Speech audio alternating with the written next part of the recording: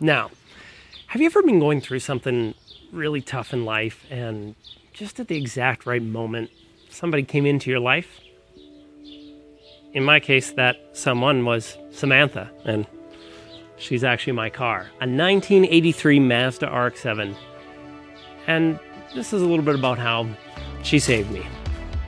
I had just come off the wildest roller coaster of my life, traveling the world, international headlines, our videos reaching 100 million people, missing out on Amazing Race Canada by one team, and ultimately running out of money, coming up just short of being able to do what I felt like I was created for. Tired out, worn out, burnt out, in debt, and probably more than just a little bit angry at my dreams being shelved.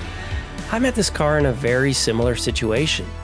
Covered in dust, sitting in the back of a garage in rural Saskatchewan for the last 7 years, I'm sure it had resigned itself to spending the rest of its days wasting away, its memories of chirping tires, burning oil, and blowing apex seals long since forgotten. But then we met each other.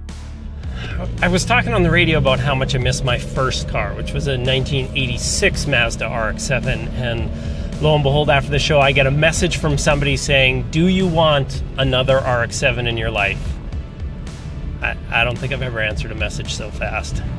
I bought this car off a guy named Max, and Max comes from a family of classic rotary enthusiasts. If you don't know, rotary engines are different than pretty much every other engine that's in every other car.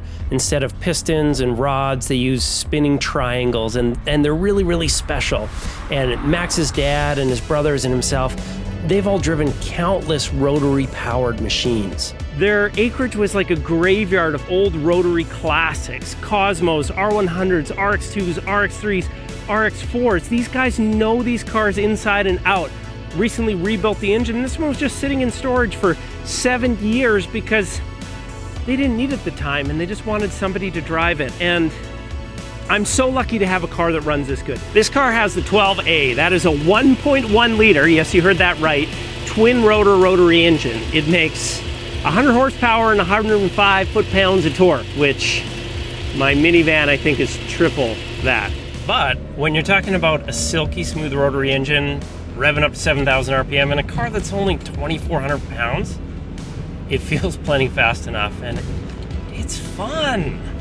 And that's the whole point of this. An experience, an escape, a chance to feel and remember simpler times. Being 17, driving up and down Albert Street with your buds, windows down, stereos cranked. I couldn't help myself with this car. New speakers, amp and sub hidden out of sight, rowing gears with tunes blasting, they go hand in hand. It's so visceral because it's so simple. No power steering, no cruise, no air conditioning, or any orifice being heated. Just an engine going through a classic manual gearbox to the rear wheels. You're just so connected to everything around you.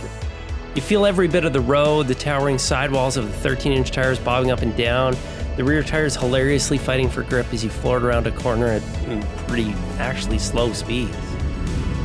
Honestly, the problem with new cars is that they're too good.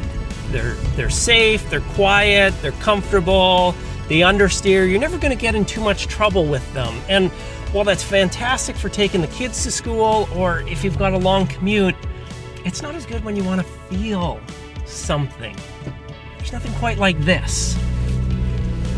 And new cars have warranties, which warranties are great, because when it breaks, you just take it and somebody else fixes it. But this is giving me a project, something to sink my teeth into, something to feel proud about as I fix this up and I'm getting fixed up. It's just created something that's just such a special connection between us. There's been something really satisfying for me, a sense of accomplishment when I fixed the dead clutch pedal, wired in the new stereo, swapped an electric fan, or tore apart the intake to fix a coolant leak. This car will never be perfect. The rust is poking through more places each day. I'll probably never get the seats fixed up. Parts are hard to find. There's cracks, hanging pieces, scuffs, scrapes, and bruises, but I still love it. And that's because, despite all its shortcomings, it's still incredibly good at what it was created to do: make driving fun. Its whole purpose in life was to put a smile on your face and force you to forget about everything else going on because you just need to focus on the driving. It's like a mental vacation from everything else, and it's injecting you with joy and freedom. And for that reason, I can't thank this car enough. Well done, girl. Well done.